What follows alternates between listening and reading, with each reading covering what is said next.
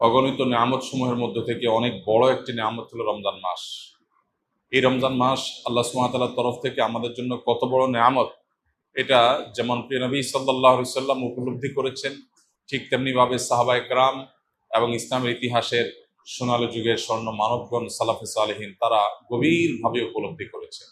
দুর্ভাগ্য আমাদের, আমরা বেশিরভাগ মানুষ রমাদান মাসের গভীর তাৎপর্য, গুরুত্ব, এর মাহাত্ম্য, এর মর্যাদা, আল্লাহর তরফ থেকে এই মাসের বিশাল বড় যে সুবর্ণ সুযোগ, সেটিকে আমরা অনুধাবন করতে পারি না।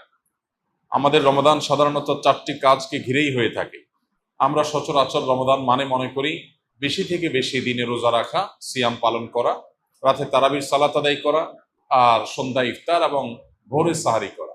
এই 4টি জিনিসের নামই শুধুমাত্র আমরা রমাদান মনে করি, অথচ রমাদান শুধুমাত্র এই 4টি ইবাদতের মধ্যেই সীমাবদ্ধ নয়। রমাদান এসেছে আমাদের সারা বছরের ঘাটতি পুষিয়ে নেওয়ার জন্য।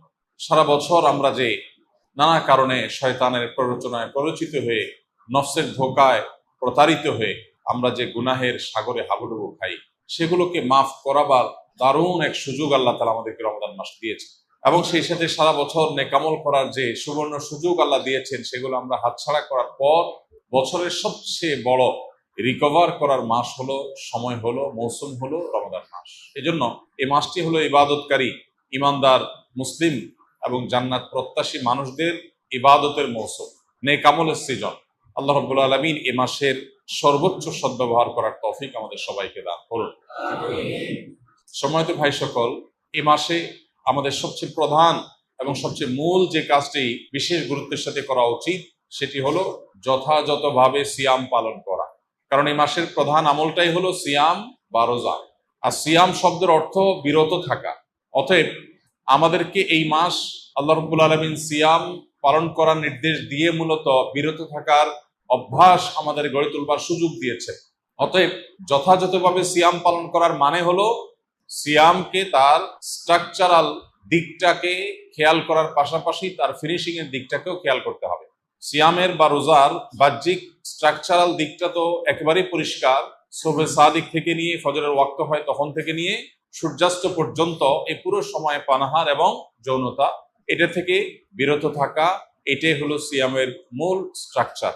এটা ঠিক রাখার পাশাপাশি আমরা যখন সিয়ামকে অর্থবহ করার জন্য অন্য সব নিষিদ্ধ বিষয়গুলো থেকেও বিরত থাকবো, বেঁচে থাকবো, তখন ইনশাআল্লাহ সিয়াম আমাদের আরো বেশি কার্যকর, আরো বেশি যথাযথ, আরো বেশি আমাদের জন্য জান্নাত লাভের কারণ হবে, জাহান্নাম থেকে মুক্তির কারণ হবে ইনশাআল্লাহ বিইذনিল্লাহ।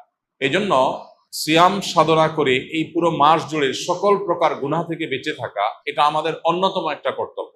নবী করিম সাল্লাল্লাহু আলাইহি সাল্লাম বলেছেন, রুব্বা সাইমিন লাইসা লাহু মিন সিয়ামিহি ইল্লাল জু। বহু রোজাদার আছে যাদের রোজা ক্ষুধার্ত থাকা ছাড়া আর বিশেষ কোনো কাজে আসে না। আমরা যেন সেই হতভাগা মানুষদের কাতারে শামিল না হই।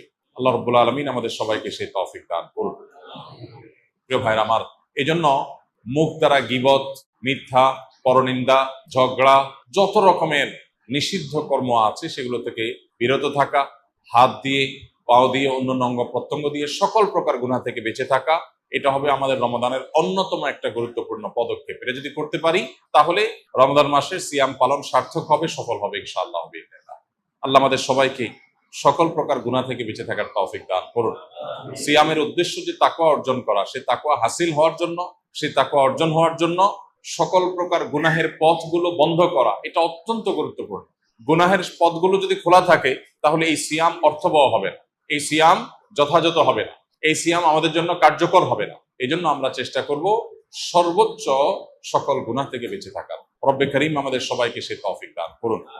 প্রিয় ভাইরা আমার, এই মাস আসার পরও যদি আমরা আমাদের গুনাহগুলো আল্লাহর কাছে মাফ করাতে না পারি, চোখের পানি ফেলে দোয়া করে, কান্নাকাটি করে, সিজদায় গিয়ে একান্তে নিরিবিলি আল্লাহর সাথে যদি এই মাসেও কথা বলতে না পারি, তাহলে জীবনে আর কখনো এই সুযোগ হওয়ার আশা বড় দুরূহ। এর চেয়ে হতভাগা আল্লাহর জমিনে আর কেউ নেই, যে ইসলাম গ্রহণ করার পর মুসলিম হয়েও রমাদানের সুফলটা আদায় করতে পারলো না। তার চেয়ে হতভাগা আর কেউ নেই। এই জন্য শুধুমাত্র এই গতানুগতিক সিয়াম আর তারাবি নয়, বরং এর পাশাপাশি আল্লাহর কাছ থেকে গুনাহগুলোকে মাফ করাবার জন্য আমাদের বিশেষ প্রচেষ্টা থাকতে হবে। ইফতারের আগে চোখের পানি ফেলে, কায় মনোবাক্যে দুহাত তুলে, প্রাণ উজাড় করে আল্লাহর কাছে আমরা দোয়া নিবেদন করব। এবং সাহরি খেতে উঠলে ভোর রাতে তখন দোয়ায় মনোনিবেশ করব। চলতে ফিরতে উঠতে বসতে আল্লাহকে স্মরণ করব। মোবাইলে, সোশ্যাল মিডিয়াতে বিভিন্ন চোখের জেনা, কানের জেনা, বিভিন্ন রকমের যে গুনাহগুলো হয় সেগুলোর পথগুলো সব বন্ধ করব ইনশা আল্লাহ। তবে এই রমাদান আমাদের তাকওয়া হাসিলের কারণ, এই সিয়াম আমাদের তাকওয়া অর্জনের কারণ এবং আমাদের জীবনকে পরিবর্তনের কারণ হবে ইনশা আল্লাহ বিইذনিল্লাহ। আল্লাহ রাব্বুল আলামিন আমাদের সবাইকে এই রমাদানের সর্বোচ্চ সদ্ব্যবহার করার